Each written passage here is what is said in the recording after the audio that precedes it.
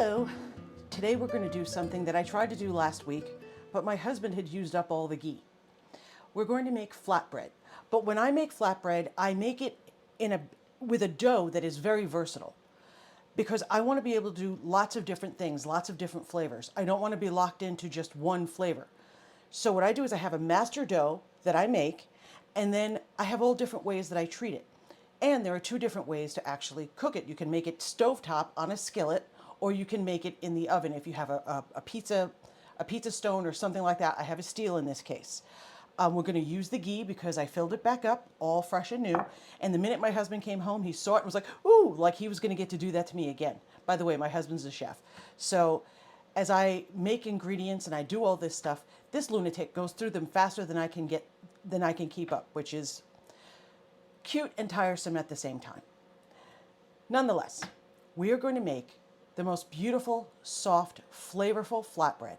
And this can be frozen. I've given you all the directions for just a regular batch, which is for 6 to 8 flatbreads, or a bulk batch in case you have a huge family or you want to prepare lots in advance and have it in your freezer. I try to always do that because we're already turning on the mixer. We're already making a mess. Why not prepare ourselves and have something great waiting for us when we need it for a change? So there's that. This is yeasted, so it will need a little bit of a rise. But when we're done with it, you're going to end up with a simple plain one that just gets a little butter and salt. We're going to have one that is garlic, cilantro, and scallion, which is one of my very favorites in the world. And then the third is the same, except we add chilies. So it's 3 varieties for the same dough. You can use it for all different things. You can fold them up, make a sandwich. You can just dip them. You can do all sorts of things. It's great. I hope you love it. Let's do it. Okay, so we do everything by weight, or I do. I do give you both in the printable. Now, as I always do, there's a printable that's going to be in the description below the video. And I've got everything in here from the original master dough that I wrote, the cooking instructions, the bulk recipe, how to freeze it, all the things. I try to think ahead so that if there's any questions you might have, I try to make sure I include them because I want to make life easier for you, not give you things that are just going to frustrate you. Okay, so we've got our flour, our ghee that has been melted, because when ghee comes back to room temperature, it solidifies. Okay, so ghee and clarified butter, they both do that. Okay, so that's been melted and cooled. We've got just a little bit of sugar. It's only a tablespoon. You either use sugar or honey. Okay, we've got salt, we've got our yeast, and we've got water that cooled down because I got distracted and I have to measure my water again. So be it. I'll meet you at the mixer and we'll get this going. So here we go. I'm using instant yeast, which means it does not need to be bloomed. If you are using active dry yeast, you want to bloom the yeast before you use it. You bloom it by adding the sugar and the yeast to the water. You let it mix, and then you will let the yeast get nice and foamy and let you know that it's alive and doing its thing. I don't have to do that because I'm using instant yeast. Okay, so I just went right on in with it. I don't have to worry about that, so we're going to go right in. This is a super simple recipe to pull together. We're just adding all the stuff to the mixer. The most important thing is if you are using active dry yeast, you bloom it first. I never use active dry yeast. I haven't in many, many years. Now, of course, you hold back the salt because you never want the salt and the yeast to hang out together. Salt is not very kind to yeast. So we're going to add our flour, and then we'll add our yeast on top. We'll add our salt on top.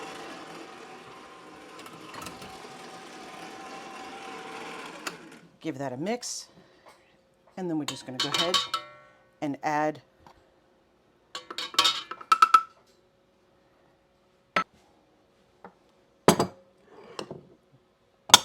stack everything back up, clean as you go. There's nothing more obnoxious than having a big giant mess to deal with after you've spent time cooking.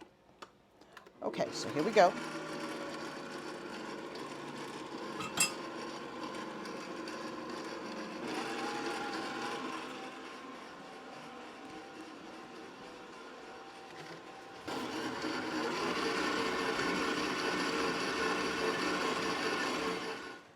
Okay. We've been through the kneading process. Now, if you're not using a mixer, you can easily do this by hand. It's not a difficult dough to work with. It just takes you a little bit longer to get to the nice, smooth, beautiful, elastic stage where we are by using the mixer. So we oiled our bowl.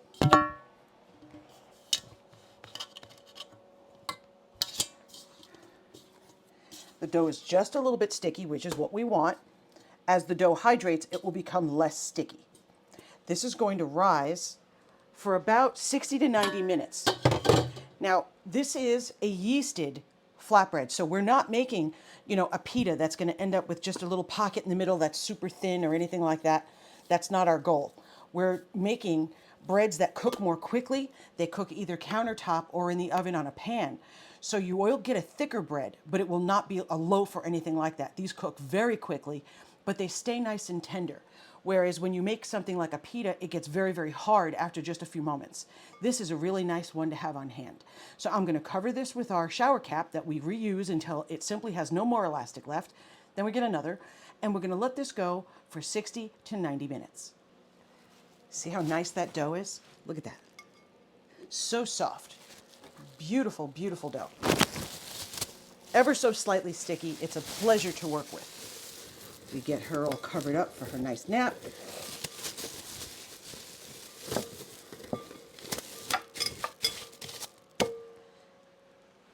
Now, if your house is cold, you're going to want to drop a towel or something on top to keep it warm. If you have a proofing box or your oven has a proofing setting, that's great. That will shorten your time. I actually don't want to shorten my time. I'm going to let it go the full 90 minutes.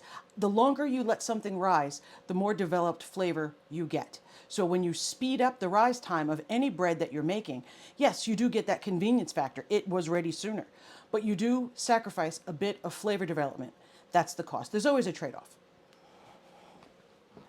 I'm not in a hurry, so we're going to wait. And we're back. It's been 90 minutes. So you'll see a little bit of condensation here. That's naturally occurring when dough is rising. There's a lot of moisture in our dough. Okay, so you just give it a little bit of poking, and that some people would call that knocking it down or punching it down. I never punch my dough. I don't know, it just seems mean. Okay, so we're going to get a little bench flour. Now this dough can be a little on the stickier side, so we definitely want to have some bench flour down.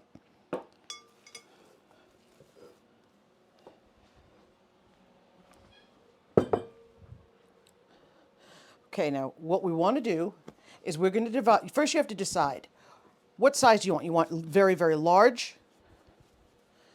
flatbreads. How many people are you serving? You can get 6 or 8 if you make them, the smaller you cut, the more you get. The bigger you cut, the less you get, but the bigger bread you get. So you decide.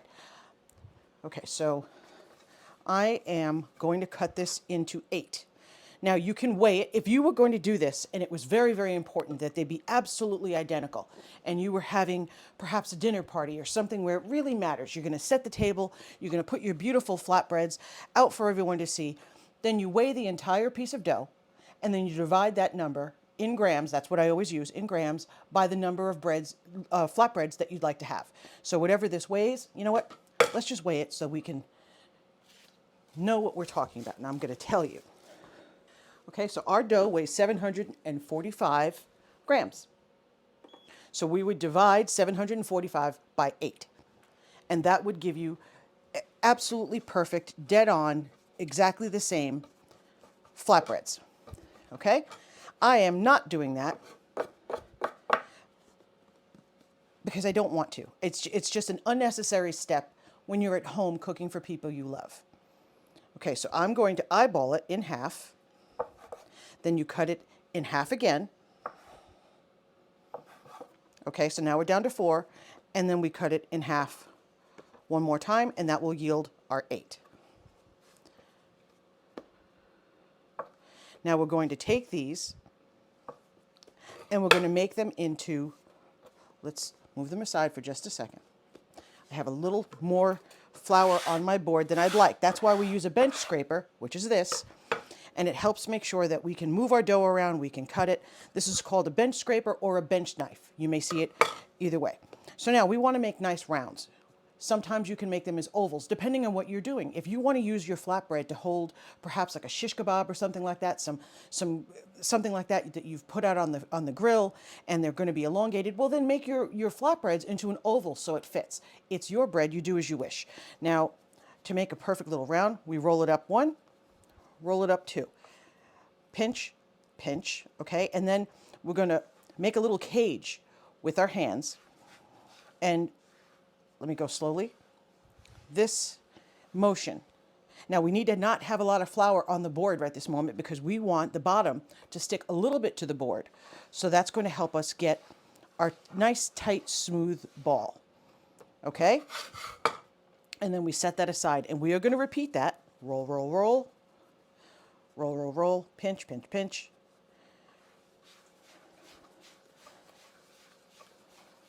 Okay? And we're going to keep doing that until they're all done. Pinch, pinch. Okay, now I can feel that the one in my hand is a little too big. So I'm just going to whack off a piece and, hey, and stick it on one that appears smaller to me. See how easy that was? We're not going to sweat the small stuff. Life's hard enough. We're not going to create problems for ourselves. Okay, pinch, pinch. Okay, so I'm not going to have you sit and watch me do all, you know what? Forget, I'll edit it out. Don't worry about it. Okay, so we're going to roll these up, and then it has to, because we've handled this quite a bit. So now we've activated the gluten. Well, we want to be able to roll these out. And what happens when you roll out dough that's just been handled is that it will snap back at you. It will respond in a negative way. It will be a jerk. So, since we don't enjoy working with jerky dough, you rest the dough again. Now, you don't have to rest it for 90 minutes like our rise, because we're not looking to rise. We're looking to just relax our gluten strands. So that would let, we shape them this way, and then we let this rest for about 15, 20 minutes. That will give the gluten just enough time to relax. Then we can roll these out. We're going to make them, today we're going to make them on our, I actually got this new, I bought it myself, so there's no relation. I'll show it to you when we go over there, but I got that made in griddle.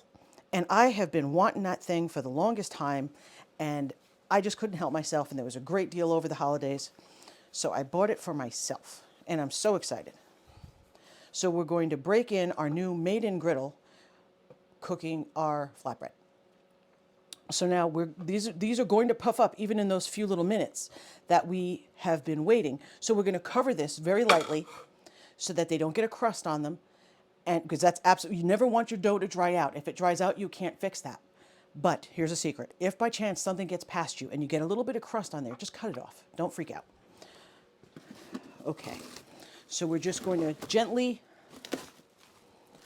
cover very lightly. We're not trying to press down. We're not trying to do anything like that.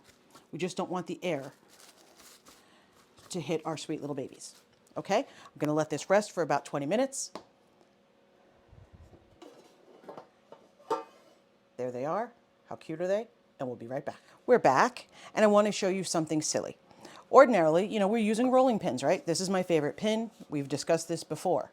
But when you're making something really small, like a little flatbread like this, it's nice to have one of these. Well, we went to look to see how much it cost to go buy a mini pin that was really nice, and they were more expensive than they seemed like they needed to be for something so small. So my husband got a hold of a dowel. This is just a big old fat dowel. It's almost like something you would use to hang your clothes in the closet, the thing that hangs, and he cut it off, gave it a quick sand, and this silly thing works perfectly, and we've been using it for years. So there's always a solution. Didn't want to pay the outlandish amount of money they wanted for a mini pin. I was just like, you people are crazy. So that is my husband's little idea, and I loved it, so I thought we would share it. Now we just roll the dough out until it's thin. You see how it handles? It's very easy to handle. It's not sticking to me. Okay? And we're going to roll all of them out just like that. And we're going to get the griddle started to get warm, and we'll be right back. As you're rolling these out and you want to have them ready, just get a nice, whoopsie daisy, we get a sheet pan lined with parchment paper. You hear me say that over and over again. See, now I'm just giving these a gentle stretch. This dough is beautiful. And we're going to line these up on a piece of parchment-lined sheet pan. And just when these are perfect, you'll be able to feel when they're just as thin. If you go any thinner, it'll make a hole. I mean, that's generally what you're going for. The edges will have a little bit more thickness, which is perfectly nice because it lets you handle them. See? And if you're concerned about perfection in the way of being round, you just pull it so it's exactly the way you want it. Beautiful. These are homemade. We're not concerned. But, I mean, that's pretty close. And then, now these are yeasted. So they're not going to be paper thin flat. Remember, I told you that. They're going to get a little puff, which is absolutely lovely. So I'm going to get the sheet pan and get this done. Now, we don't want them to stick together, so you take another sheet of paper and just stack them until you're all ready to go. Here, we have what we're going to use to brush our finished flatbreads. This one is melted ghee, chopped cilantro, garlic, and scallions, excuse me. And this one, you'll be able to see the difference because it's got chilies in it. Can you see the little... So this is exactly the same as this one. Melted ghee, chopped garlic, chopped cilantro, chopped scallions, but with chilies. So this one's spicy, this one's not. So we're going to move these right next to the stove because as they come off the griddle, you want to have a pastry brush and we want to be able to swipe them on there while they're warm. Okay? So here's our new baby. Now we're not going to run this temperature very high because we want these to have a chance to cook through without burning on the outside. So it's important that we start low. We can always bring the temperature up if it's going too slowly. But once it's scorched, there's nowhere to go from there. Ready to go, my 2 toppings and a heat-proof brush. The chosen topping that we'd like to have. Now there's also the third one, which is the more simple, and that's just plain. That's just ghee or melted butter with a little bit of flaked salt. I'm not doing that right now because if I do, everybody will yell at me because they're all going to fight over the ones that have the topping that they prefer. So I'm going to tell you about it, but I'm not going to show you because my family are a bunch of children. They'll say they're not, but they're lying.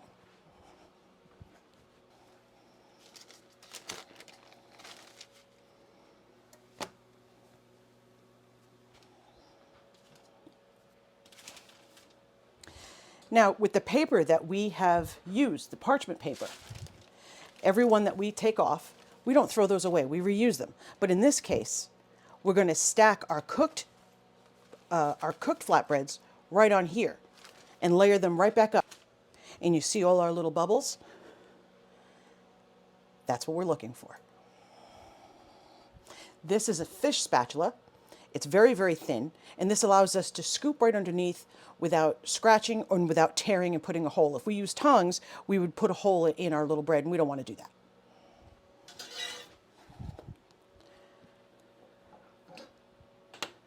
Now, every time we're going to brush, we want to make sure that we mix it back up because all the stuff falls to the bottom. And everybody gets the same amount of love. We don't want to play favorites. So you're just going to get a little on your brush and brush it on because this side is not going to get put back on the griddle.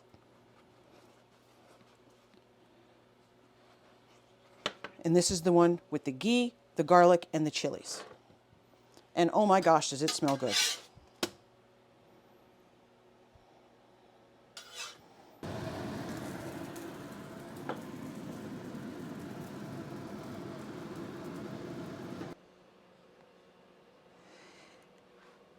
And here we are, the finished flatbread. Aren't they beautiful? Look at that. Look. They smell incredible. They are so soft. They are perfectly cooked. They're not hard, see? So they're not going to get all hard and dried out on you. You can wrap them, roll them, do all sorts of things with them. They're so good. Just make soup, dip it, make hummus, which is one of my very favorite things. a nice lemony, garlicky hummus and flatbread, and I'm happy as a clam. I don't need much more than that. I mean, I wouldn't mind a glass of wine, but I'm not going to throw a fit. I have no shame. And we're done. And this is the platter. You make all sorts of delicious things. You make stew, you braise something. As I said, you make that hummus. You make chicken shish kebabs, you make shawarma, you make any of those things that you just love. And you put a platter like this in the middle of the table. Get your hands out of the way because the grippy little people are just going to start snatching. I had to fight them so I could just get this final shot. They're staring at me, I feel it. Thank you so much. I hope you love this. Please try this. And I would love to know what you think. And if you have a recipe that is similar to this one or very different, but it's still a flatbread, if you'd leave it in the comments, I would be so delighted and I'd be honored because I will pin it to make sure that people can see it. We learn from each other. We don't teach here, we share. Thank you so very much. I'll see you next time.